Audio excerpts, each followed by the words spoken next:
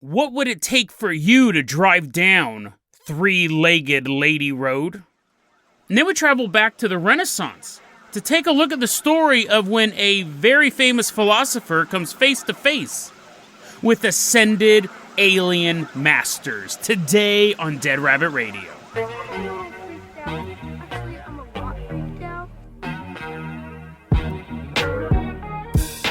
Hey everyone, welcome back to another episode of Dead Rabbit Radio. I'm your host, Jason Carpenter. I'm having a great day. Hope you guys are having a great day too. Hope you guys are having lots of fun, staying warm or cold, depending on what environment you're in. It's freezing up here. Before we get started, let's go ahead and welcome in one of our Thanksgiving live stream donators. Coming into Dead Rabbit Command right now, give it up for Allison's Wake. Woo! Come on in. Yeah, Allison's been waiting a long time for you. That's actually true. Allison's Wake, when they made the donation, they said, please don't put me on any gross episodes. So it's taken a while. This episode should not be disgusting. I'm sorry, you pervo out there who was hoping it was another one of my disgusting episodes. There's not many, but I think for the people who don't like them, one is too many. But Allison's Wake, you're going to be our captain, our pilot this episode. If you guys can't support the show financially, I totally get it. Trust me. Just help spread the word about the show. Tell your friends, tell your family. We got flyers you can print out in the show notes, post them up around town. Anything you can do to get the word out really, really helps out a lot. It really does. Allison, I'm going to go ahead and toss you the hair hang glider. We're going to glide out of Dead Rabbit Command for our first story. We're headed all the way out to Mississippi.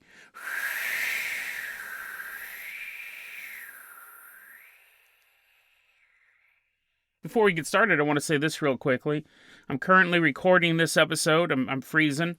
I got my neighbor's televisions blaring really loud and other neighbors working on the car out in the garage. They're good people. I really like my neighbors. But the reason why I'm telling you guys that, I'm making excuses for the poor audio quality.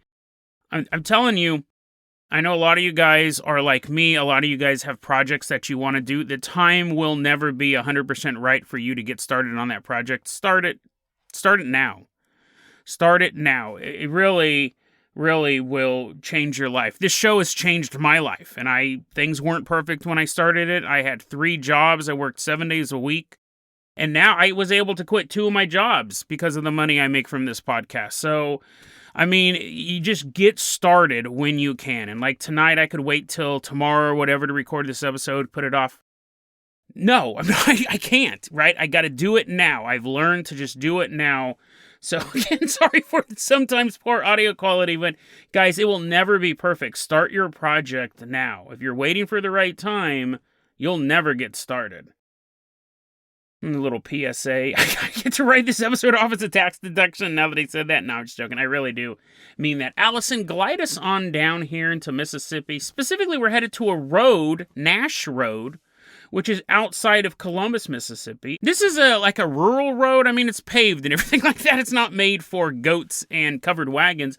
It's a regular road, but it's kind of in the middle of nowhere. There's lots of trees everywhere. It looks like a pleasant drive during the day, but we're here. Obviously, if we're here in a paranormal, true crime, and conspiracy podcast, it's not a pleasant road all the time.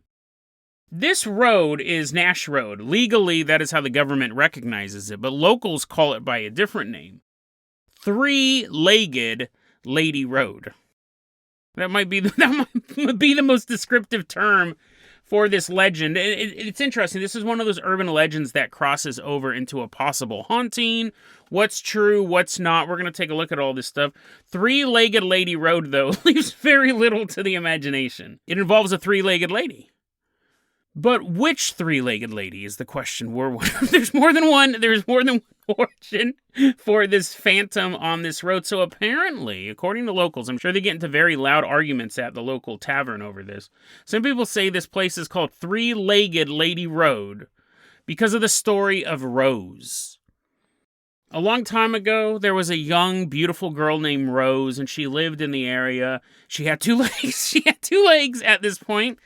And she's just growing up and experiencing all the wonders of Columbus, Mississippi, all the great sights and sounds of this place. But unfortunately, there is a group of Satan worshipers also in Columbus, Mississippi. So A group of Satan worshipers are living in Columbus, Mississippi. It doesn't say exactly where they live. I wonder if they just rented out a townhouse and all of them were like roomies together. But whether we don't know what their living arrangements were, but we know what their deading arrangements were because they like to kill people. The Satan worshipers grabbed Rose and they wanted to use her for a satanic ceremony. So they took her out to Nash Road, and during the ceremony, they chopped her up. Well, what happens is Rose's mom realizes Rose isn't home, and she starts to worry about her, and she's like, oh, maybe I'm just being a worrywart, but I hope all of her limbs are still attached. So she begins to kind of drive around looking for Rose, and apparently law enforcement gets involved at some point. This becomes a missing persons case, and whether or not the Satan worshipers have infiltrated the local police department, you notice that all the cops also live in the same townhouse. We don't know. We don't know the specifics of that. Really, what we know is that Rose had no luck in finding her daughter until one day she was driving down Nash Road and she found her daughter's leg sitting on the side of the road. Not very good Satan worshipers if they can't clean up after themselves. Apparently, she found her daughter's leg, and that was the only piece of her daughter that she found. And I don't know, again, like if the cops were corrupt or people didn't believe her. I mean, it's one thing to say my daughter's missing and for the police to go, she probably just ran away. It's another thing to show up at the police department with your daughter's severed leg and be like, this is my daughter's leg. And them to be like, oh, maybe she ran away. Maybe she hopped away. We don't know. And then not investigating it. But apparently Rose was executed by Satan worshipers. She was chopped up. Mom finds the leg, and to this day, if you drive down Three-Legged Lady Road, you may see a grieving mother carrying her daughter's severed leg, walking through the darkness, sobbing silently, hoping that someday she can finally find the rest of her daughter and save her soul from Satan's grasp. That's a pretty good story, right? Urban legend goes, that's a pretty good urban legend. However, this is where you become a philosopher. If a woman with two legs carries a leg, would you ever call her Three-Legged Lady? Or would you call her normal grieving mother with the severed leg of her daughter rode? So there's actually another version of this that is more grammatically correct. Apparently in this area there is, actually I shouldn't say apparently, this is true. You can do Google Earth. I'll have a link in the show notes. You can check it out. You can drive down this road with the camera van or whatever it is. If you look at Google Earth at this location, it does show that this used to be a church. Like it's actually marked as a church, but when you go to Street View, it's just rubble. So I think Google Earth might need to update their descriptions there. But it was known as a church at one point. Nowadays, it's so creepy because I'm sure this place is fairly popular with, kids and teenagers and stuff like that. There's a yellow lawn chair just sitting there in the middle of nowhere, right? This is really down this forested street, road, highway, whatever you want to call it. Road. Road is what it's legally called. But you'll see the ruins of a church and there's like a yellow plastic chair sitting there, which somebody set up. Maybe Three-Legged Lady. We'll find out. So Three-Legged Lady. This is the more grammatically correct version of the story. What happened was, before this church became rubble, let's go back in time where the church was actually a church, there was a woman and her husband who lived in the area. You have a lot of farms in this area, and this story, I think, is supposed to be implied to take place sometime in the 1950s or something like that. You have this woman, we're going to call her Margaret. Margaret is married to Sam, and they are deeply in love. Margaret, every day, just loves waking up next to Sam and being like, what a beautiful morning. I got both my legs, just checking. And Sam, he's such a hardworking guy, he's so handsome. I love this guy. And her love for him was so deep that it could complicate things in the future, right? Sometimes someone can love you too much that you think, if I ever cheat on this person, dozens of people may die. But Sam doesn't get that little recognition in his noggin because he does cheat on her. And apparently he cheats on her a lot. She puts up with it for a while, but he's constantly playing the field, literally, because they're all farmers. And one time she actually just has enough of it. She can no longer bear the love of her life sleeping with other women. So she kills him. And after she kills him, she decides that I always want a piece of you with me. So she could have taken an ear, right? Made a necklace, like some sort of psychotic soldier. She could have made a nice charm bracelet out of his teeth. You know, maybe taken off his nose and kept it in a little music box. But since this is called Three-Legged Lady Road, you know she didn't take any of those suggestions. She actually chopped off his leg. And then, in a feat of engineering that no one explains in this story, she was able to sew his leg onto her. Hence, she truly is a three-legged lady. She's walking around on two legs, and then sticking off of her left hip is the rotting leg, a rotting man's leg. I don't even know, like, she'd be super unbalanced. But maybe she'd be like a weeble wobble. Maybe as she starts to tip over, that left leg would kind of help her. Probably not. It was probably super disgusting, very smelly, and I'm sure she immediately got an infection. And I'm glad I'm talking about this story scientifically, as if this is possible in any way, shape, or form.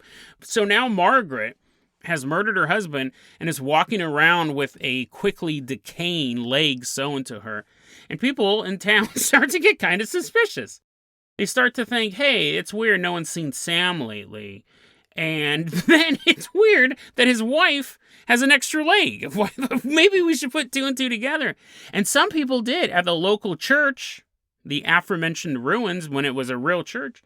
The people there started to really start to think something was up. Again, because guy's missing, woman has a new leg, it smells like rotting flesh, and she's very coy about the whole thing. She's what, this? Oh no, I was born with this. I had this the whole time. Mandela effect. And they're like, what the world's Mandela effect? Who's Mandela? Anyways, the church people say, you know what, Margaret? We're going to turn you in. We actually think you murdered your husband. You weren't born with the third leg. We're actually going to turn you in. The church people all decided to turn her in. But first, let's go to church. Right? This was all on a Sunday morning. They converged on her house and they said, we're going to turn you in. And then the church bell started ringing and they're like, oh, we'll do it after church. So all of the people who were accusing her happened to go to this church. And as she watched them go into the building, she goes, aha, the perfect plan. As everyone who knows my crime is in that building, I'm going to barricade the doors shut and I'm going to burn the church down. And she did. It's a pretty easy plan, right? She seems to be batting 1,000 at this point. She burns the church down and everybody dies. All of them die. So that's kind of the end of that story. There's no part where, like, the police surround the house and they're like, come out with your legs up. And she's like, you'll never take me alive, coppers. She's, like, shooting at him and stuff like that. Or, you know, just regular legal stuff like her getting arrested and standing trial. And they're like, we're going to have to take that leg off as evidence. And she's like, no, I was born with this. It's the Mandela effect. And the judge is like, what? So to this day, some people say as you're driving down Three-Legged Lady Road, you may see a literal three-legged lady just walking down the street. Her body is normal, and then a rotting male leg strapped, not even strapped, stitched into her.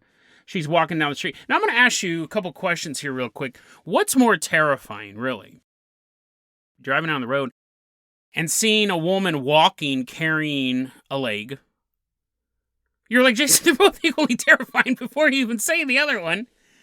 Or seeing a three-legged lady walk down the road. Now, you could be born with three legs and it could be like a birth defect, so that's not necessarily creepy. You're not going to be like, and run away from someone. But if they had three legs because one of them was the leg of a murder victim, right? So that is not a birth defect. That is a mental defect, the fact that you thought you could get away with that. What would be who would you want living as your roommate is a better thing, because if I say driving down the road, you're just going to hit the gas pedal and get out of there.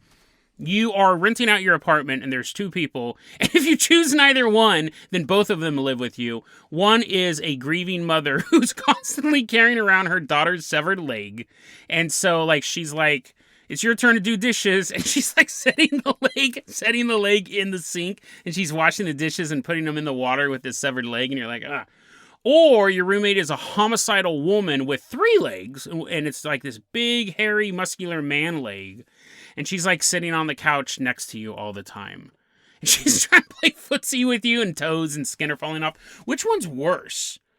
I don't have an answer. I don't know which one would be worse. I think they'd both be equally terrifying. If I had to choose between the two, actually, I think I would choose the mom.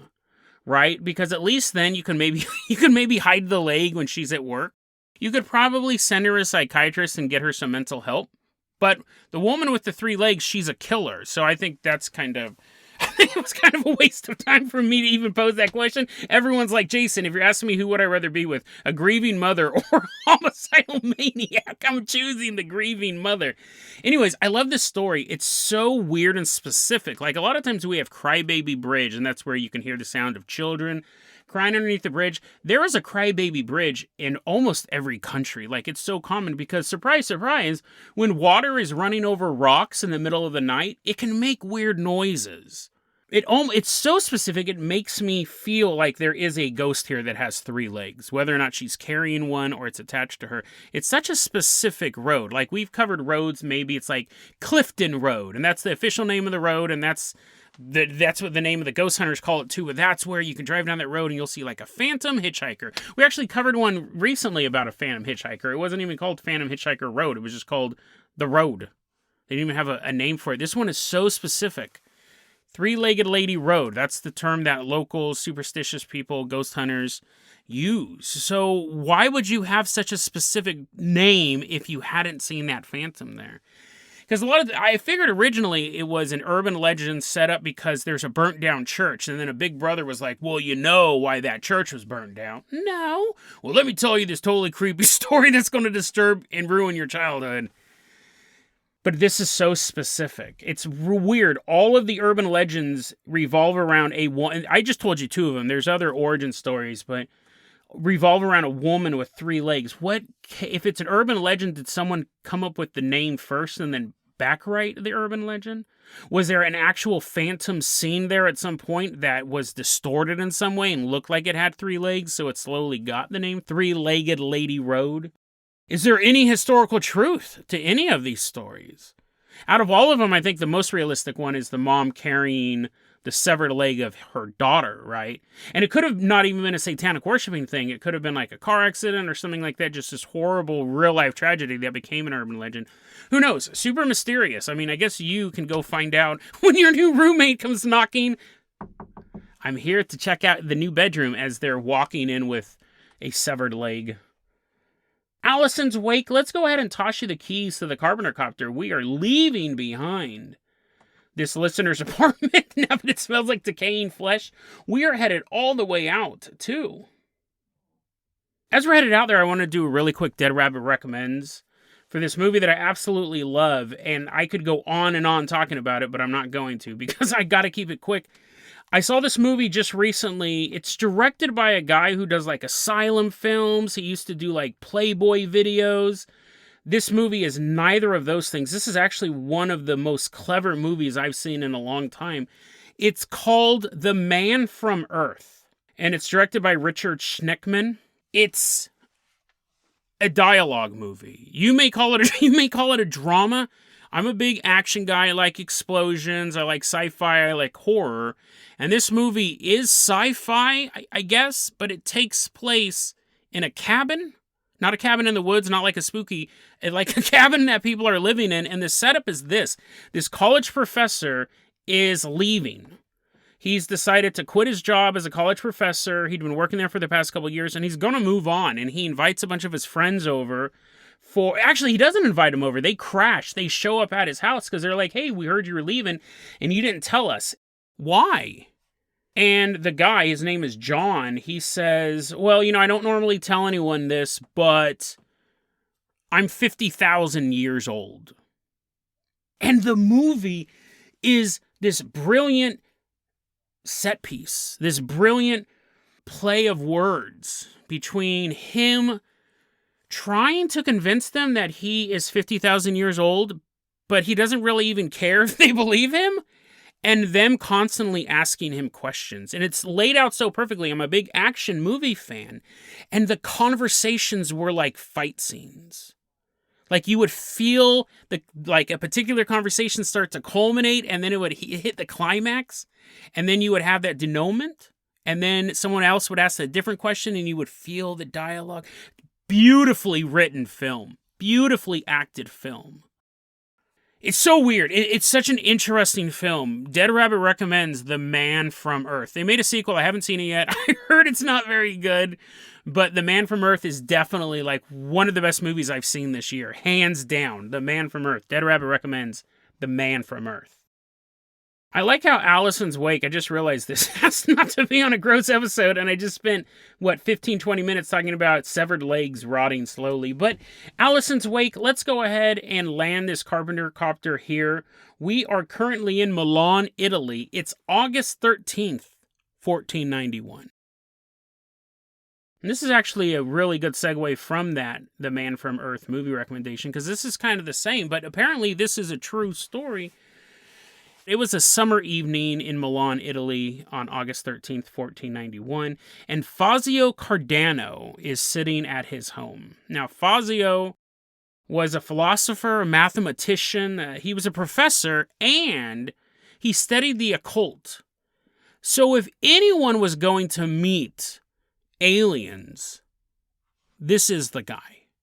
I'm not discounting everyone else who's had an alien story, but they always say, like, we should have brought a poet up to space. Like, all these technicians have gone up there, all of these highly trained astronauts have gone up there, but if you could take a poet who can actually express in such beautiful language what it's like to leave the planet, like, we should have brought a poet, an old saying.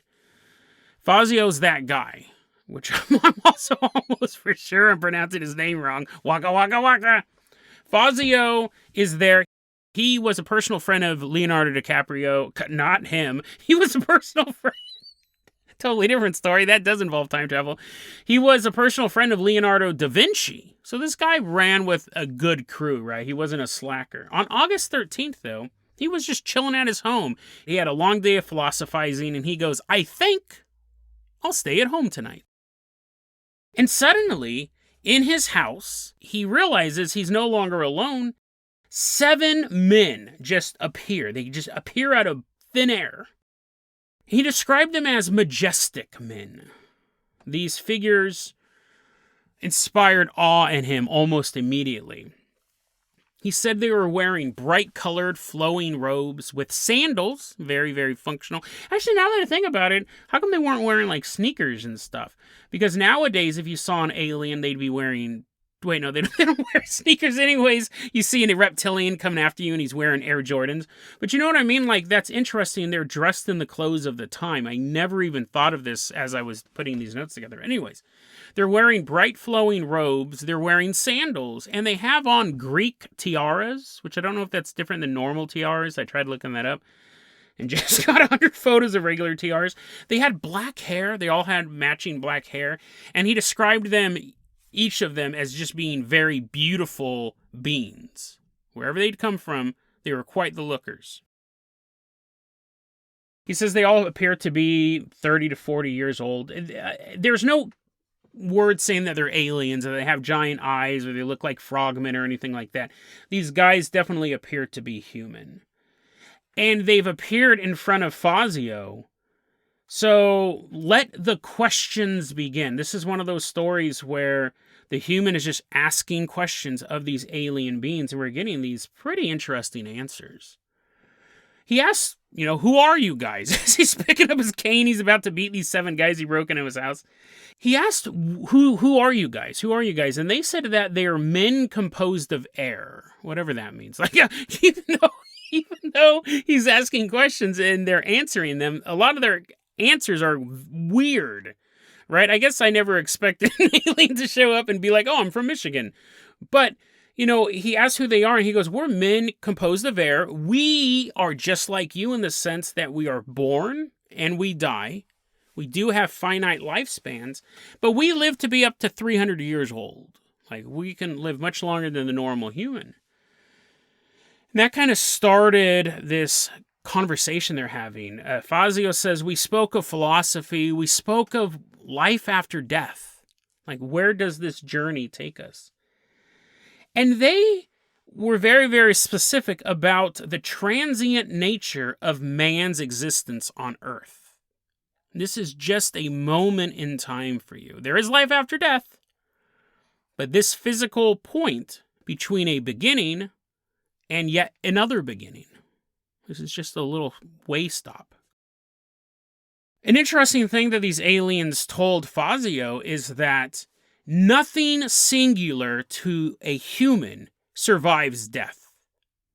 So all of your quirks, your personality, everything that makes you, you, dies. You survive, but all of the things that are only part of you dies with your physical body. Fascinating, right? Like, fascinating. Is this true? I mean, is this true because these beautiful men are telling Fazio this back in the 1400s? Does it mean more than any philosopher before, or sense, or science, or religion, or anything like that? Who knows? But in this story, that's just a really, really fascinating concept. Like, who I am, Jason Carpenter, with all my passions and all my faults, die with me. But the soul of me continues on forward. Because I like my passions, and I like my quirks, and I even like my faults. I try to work on them. But, you know, even the stuff that I've done, that I've messed up doing, are part of my experience. So, very, very fascinating thing. And Fazio says they talked for 3 hours, this conversation, where I'm not going to read you 3 hours of questions. Unfortunately, we don't have 3 hours of questions. Now that I think about it, I would have loved to read you a 3-hour-long conversation between a human and an alien. And I'd love to listen to that as well, but they talk for 3 hours, and this is one of the most interesting concepts that I've come across lately. I love this thing. It's both frightening and enlightening. Fazio asks, what is the nature of the universe? Right? These are big questions.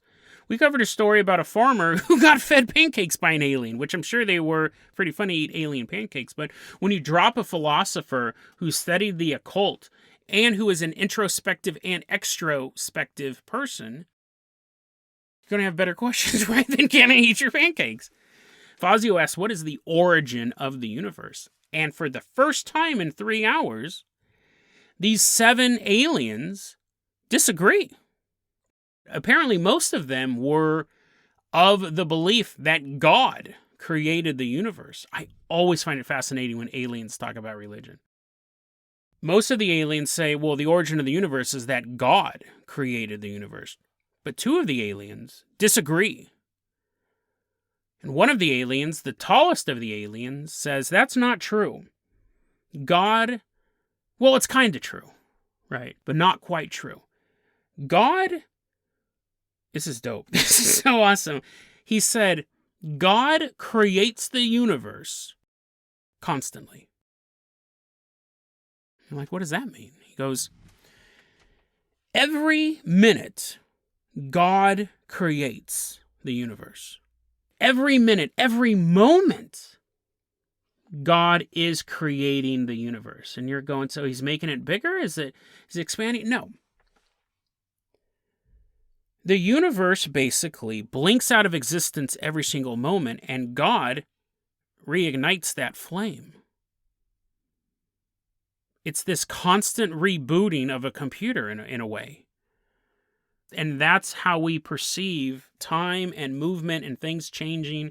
Moment to moment, God creates the universe from the beginning to the end of that moment. And then the new moment starts and he recreates the universe from the beginning to this new moment. It is a constant work being built brick by brick. But each moment the wall is cleared. And the entire wall must be built once more with another brick added to it. And if at any moment God hesitates, God stops, God blinks, reality ceases to exist forever. What an interesting way to think of reality. Let me source this story real quick. I got this from Albert Rosales' Humanoid Sightings Report, which is a resource we go to a lot. He got it from Jacques Vallée's Passport to Magonia, which is one of the key books in UFO literature, especially when it talks about the paranormal or extra-dimensional origin of alien life. Jacques Vallée is kind of the the progenitor of that theory, really. He's definitely made it more popular if he didn't create it himself. I'm more of a Jacques Vallée style believing in aliens than thinking they're coming from Alpha Centauri. I think there's a lot more evidence to say that they're extra-dimensional or like that, right? But I'm not completely soured on the alien coming from other planet or anything. So, but to source that, this is stories coming from some pretty legit sources. Fascinating. I mean, I don't think I'm going to do the story any more justice if I just drone on and on. To be honest, I did just do 10 minutes of just rambling, and I edited it all out, but I just love this story. I wanted to share this story with you. I mean, you might be incredibly disturbed by it. You're like, oh, great, Jason. Now something else I got to worry about. God burping one day and then all of us just disappearing because he forgot to recreate it. I find it absolutely fascinating. It's the idea of a trained philosopher sitting down and talking to aliens. I really wish we had more of this conversation, but we don't. I guess we got the best we could. This famous philosopher sitting down with aliens. And actually, now that I think about it, I wonder if this happens more often. I wonder if more aliens visit people who can ask these questions, but we don't hear the stories. I just found this story, right? Maybe there are a lot more stories out there of these great minds sitting down with greater minds from another world and having these conversations about life, about the nature of things. And maybe we haven't uncovered them. Maybe those stories have never been told. Maybe those philosophers heard truths that they didn't think humanity was ready for. Maybe sometimes it is better to keep the deep truths of the universe hidden and feed the rest of us space pancakes. Maybe that's all the truth we can actually digest. deadrabbitradio@gmail.com is going to be our email address. You can also hit us up at facebook.com/deadrabbitradio. TikTok is @deadrabbitradio. Dead Rabbit Radio is the daily paranormal conspiracy and true crime podcast. You don't have to listen to it every day, but I'm glad you listened to it today. Have a great day.